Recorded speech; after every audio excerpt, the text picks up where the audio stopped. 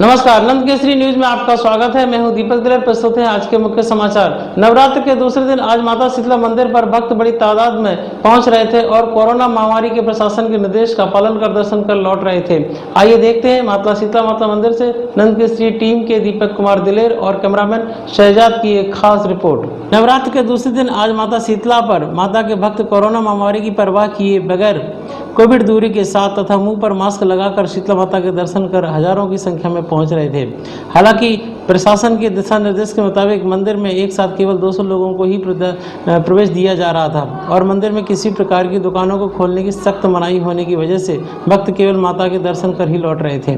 मंदिर के महंत का कहना है कि इस बार जिला प्रशासन की ओर से कोई व्यवस्था नहीं दी गई है। मंदिर प्रबंधन कमेटी ही अपने स्तर पर आने वाले भक्तों को आवश्यक सुविधाएं मुहैया करा रही है।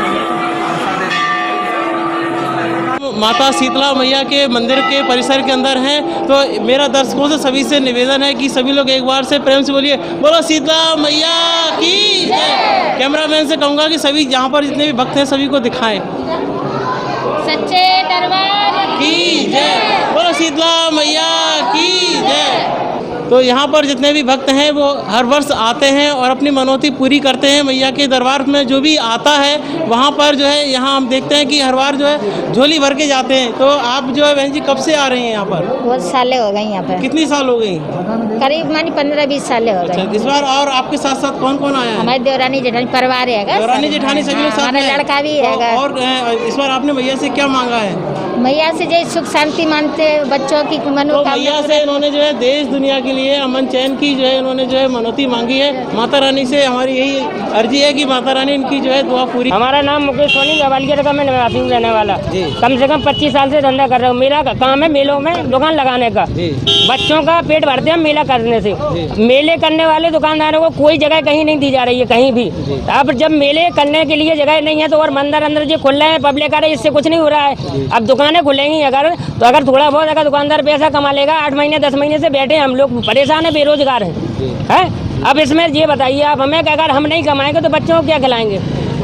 कहीं जगह नहीं है। अब दुकानदारों से वही भगाया जा रहा है। ये रैली नहीं कर रही है, चुनाव हो रहा है, इनमें कुछ नहीं हो रहा है। ये बताइए, या तो सबको पालन करो, सब बंद कर दो बिल्कुल टोटल, किसी की मत खुलवाओ, ना कोई पब्लिक निकलने दो। ये मंदिर वगैरह खुलवा रहे हो इसमें पब्लिक जा रही है। दुकानदारों से क्या बुराई है? हमने किसी नेता को क्या बुरा किया है? माता की ऐसा है कि मुझे तकरीबन 4 साल हो गए, हर बार आता हूँ यहाँ। अभी तो नवरात्रों का विशेष मेला समझो चल रहा है। बाकी बीच बीच में भी हम आते रहते हैं अपने साथियों के साथ। अभी हम BSF अकादमी टेकनपुर वहाँ पर सीमा सुरक्षा बल में कार्यरत है और माता पे खास हमारी श्रद्धा है, अच्छा लगता है। और यहाँ का जो मंदिर का जो भी प्रांगण है बहुत अच्छा साफ सुथरा और तकरीबन लोग ये जो कोविड का जो प्रोटोकॉल है उसको मेंटेन कर रहे हैं। इस वक्त हमारे बीच में शीतला माता मंदिर के महंत पुजारी जी हमारे बीच में हैं। तो महंत साहब जी, इस बार शीतला माता मंदिर है, नवरात्रि शुरू हो चुकी है, तो क्या इस बार जो क्या इंतजाम है आपकी ओर से और प्रशासन की ओर से? हमारी तरफ से साफ सफाई का, पानी की व्यवस्था और साफ सफाई भी रखी गई है। दूसरा प्रशासन या जो भी मध्य प्रदेश शासन की ओर से, गृह विभाग की ओर से दुकान लगाने का निर्देश दिया है। उसी के पालन के अंतर्गत हम दुकानें बिल्कुल बंद करा दी है टोटल, और जो 1 किलोमीटर से दूर दुकानों को आयोजन किया है। महंत जी, एक बार जो हम देख रहे हैं कि प्रशासन की जो बंदिशें हैं इसके बावजूद भी जो है यहाँ पर भक्त जो है काफ़ी तादाद में आ रहे हैं, तो ऐसे में जो है आप क्या व्यवस्थाएं देंगे इन भक्तों को? प्रशासन की ओर से कोई पुलिस व्यवस्था नहीं है, फोर्स नहीं दिया गया है। हमारी ओर से हमने हमारे जो सेवक हैं वो सब लगाए हुए हैं। हमारी तरफ से पूरी व्यवस्था है, भीड़ भाड़ न हो, मास्क लगा के मंदिर में प्रवेश करें, 2 मीटर की दूरी बना के रखें और भीड़ भाड़ इकट्ठी नहीं करें। तो महंत जी, हम देखते हैं कि हर बार जो है यहाँ पर जो हजारों की तादाद में भक्त लोग आते हैं, तो इस बार जो है भक्तों की संख्या कितनी रहने की संभावना है? भक्तों की संख्या तो माई के दरबार में लगातार बढ़ती जाती है। हाँ, यहाँ तो मेला बढ़ता ही है और प्रतिदिन भीड़ बढ़ती जाती है। माई के दरबार में चाहे प्रसाद नहीं मिले, कोई व्यवस्था नहीं, फिर भी दर्शन के लिए यात्री आते हैं। तो ये थे शीतला माता मंदिर पर जो है प्रशासन की ओर से आपको क्या निर्देश दिए गए हैं? ये शीतला माता मंदिर से 1 किलोमीटर की दूरी तक कोई भी दुकान नहीं लगेगी प्रसाद की। जो भी दुकानें वगैरह प्रसाद की रहेंगी वो 1 किलोमीटर रेंज के बाहर रहेंगी। अच्छा जी। और मंदिर के अंदर 200 आदमी से अधिक प्रवेश नहीं रहेगी करोगे और डिस्टेंसिंग का पालन किया जाएगा। और इसके अलावा क्या है, सख्त हिदायत किस बात की दी गई है? ये टोटल डिस्टेंसिंग का ध्यान रखा जाए। जी नहीं, हमने देखा यहाँ पर कुछ दुकानें भी नहीं, दुकानें टोटल बंद, दुकान को टोटल बंद कराया गया है। हाँ। तो प्रशासन की ओर से जो है शीतला माता मंदिर पर जो है चाक चौबंद प्रबंध किए गए हैं और कुछ प्रशासन के निर्देश हैं कि मंदिर परिसर से 1 किलोमीटर की जो दूरी है उसके बाहर ही कोई भी दुकानदार अपनी दुकान लगा सकता है। कोई भी व्यवस्थाएं, आपको जो भी सुविधाएं हैं वो वहीं पर ही मुहैया रहेंगी। मंदिर परिसर में केवल 200 लोगों से अधिक लोगों की जो है अनुमति नहीं दी जा रही है। कैमरामैन शहजाद के साथ मैं दीपक दुले। पूर्व मुख्यमंत्री कमलनाथ आज रविवार को डबरा विधानसभा में कांग्रेस प्रत्याशी सुरेश राजे के समर्थन में आयोजित जनसभा को संबोधित करते हुए शिवराज सिंह चौहान पर जमकर निशाना साधा। पूर्व मुख्यमंत्री कमलनाथ आज रविवार को डबरा विधानसभा पर कांग्रेस प्रत्याशी सुरेश राजे के समर्थन में आयोजित जनसभा को संबोधित करने डबरा पहुंचे। जनसभा को संबोधित करते हुए कमलनाथ ने शिवराज पर जमकर निशाना साधा। कमलनाथ ने कहा कि 15 साल की शिवराज सरकार को जनता ने बदल दिया, लेकिन गद्दारों ने कांग्रेस की सरकार गिरा दी। उपचुनाव में शिवराज घुटने टेक रहे हैं, नौटंकी अच्छे कर लेते हैं। अगर एक्टिंग करने मुंबई चले जाएं तो एक्टिंग में प्रदेश का नाम ऊंचा करेंगे। कमलनाथ ने भाजपा प्रत्याशी की ओर इशारा कर कहा कि वह क्या आइटम है, इनको तो आप कब से जानते हैं। मध्य प्रदेश की नई पहचान बनाने का प्रयास किया, एक विश्वास का जब तक विश्वास नहीं होगा कोई निवेश नहीं आएंगे। यहाँ सब शक्कर के कारखाने बंद, यहाँ सब शक्कर के कारखाने बंद क्यों? मंत्रियों ने बेच दिए। मंत्रियों ने, क्योंकि जब मैंने कहा कि मैं गौशाला बनाऊंगा, सबसे ज्यादा गौशाला मध्य प्रदेश में बने, कौन सा पाप तो नहीं किया, कौन सी गलती मैंने करी? मैंने कहा 100 रुपए में बिजली दूंगा, 100 रुपए सा यूनिट दी थी। मैंने कहा कि मैं किसान 27% हम पिछड़े वर्ग को आरक्षण देंगे, कोई गलती नहीं। पर बात ये चली, आंख नहीं चलती थी, किसानों की आवाज नहीं सुनी, कान नहीं चलते थे। आंख नहीं चलती, कान नहीं चलता, मुंह बहुत चलता है। और हमारे उम्मीदवार हैं, सरल स्वभाव के, सीधे साधे हैं, ये तो करेंगे। ये उसके जैसे नहीं है, क्या उसका नाम, जो क्या उसका नाम लूं? आप तो उसको मेरे से ज्यादा पहचानते हैं। आपको तो मुझे पहले ही सावधान कर देना चाहिए था। ये क्या आइटम है, क्या आइटम है? भाजपा पूर्व प्रदेश अध्यक्ष राकेश सिंह ने आज पत्रकारों से चर्चा करते हुए कांग्रेस के वचन पत्र पर कई सवाल खड़े कर इसे जनता को फंसाने के लिए भ्रमजाल बताया। कांग्रेस पार्टी वचन पत्र के नाम पर प्रदेश की बोली वाली जनता को झूठ बोलकर अपने भ्रम जाल में फंसाना चाहती है, लेकिन प्रदेश की जनता समझदार हो गई है और अब दोबारा से कांग्रेस के झांसे में नहीं आने वाली है। ग्वालियर प्रवास पर पहुंचे भारतीय जनता पार्टी के पूर्व प्रदेश अध्यक्ष और लोकसभा में मुख्य सचेतक राकेश सिंह ने यहाँ होटल रमैया में पार्टी वार रूम में आयोजित पत्रकार वार्ता में पत्रकारों को संबोधित करते हुए यह बात कही। उन्होंने कहा कि कांग्रेस पार्टी की कथनी व करनी दोनों अलग अलग है और उपचुनाव में जनता को झूठे शब्द दिखाकर कांग्रेस उन्हें भ्रमित करने का काम कर रही है, लेकिन अब बाजी पलट चुकी है। भारतीय जनता पार्टी पूरी ताकत के साथ चुनाव मैदान में है और अब चुनाव में पार्टी सभी सीटों पर जीत हासिल करेगी। आज की पत्रकार वार्ता में सांसद विवेक सेजवलकर, जिलाध्यक्ष कमल माखीजानी सहित पार्टी के अन्य पदाधिकारी मौजूद रहे। मध्य प्रदेश में 28 सीटों पर उपचुनाव होने जा रहे हैं। भारतीय जनता पार्टी के कार्यकर्ता के रूप में मैं स्वयं भी पिछले दिनों मालवा और बुंदेलखंड के क्षेत्रों में था। अभी ग्वालियर चंबल संभाग में मैं आया हूं।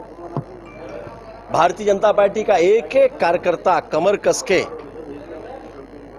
इस चुनाव के मैदान में उतर चुका है। माननीय शिवराज जी के नेतृत्व में भारतीय जनता पार्टी पूरी ताकत के साथ चुनाव लड़ रही है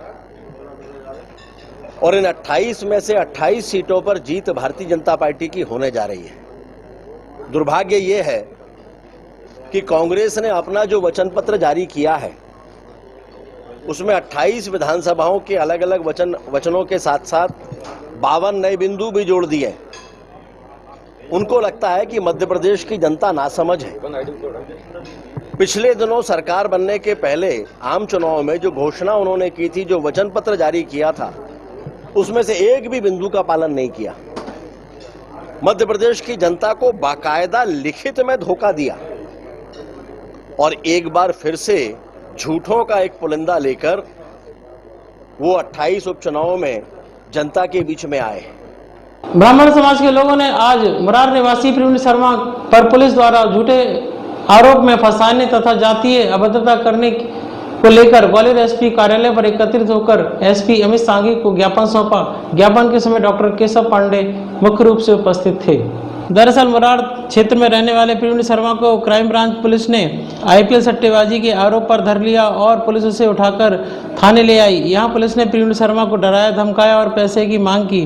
पैसे नहीं देने पर प्रवीण को पुलिस केस बनाकर फंसाने की धमकी दी और यही नहीं, पुलिस वालों ने जातीय सूचक अभद्रता भी की। यह कहना है आरोपी प्रवीण शर्मा का। यह बात प्रवीण शर्मा ने अपने समाज वालों को बता दी, जिस पर ब्राह्मण समाज के 1 सैकड़ा के करीब लोगों ने ग्वालियर एसपी कार्यालय पर एकत्रित होकर विरोध प्रदर्शन किया और एसपी अमित सांघी को ज्ञापन दिया। ब्राह्मण समाज की ओर से डॉक्टर केशव पांडे सहित सैकड़ों लोग उपस्थित थे।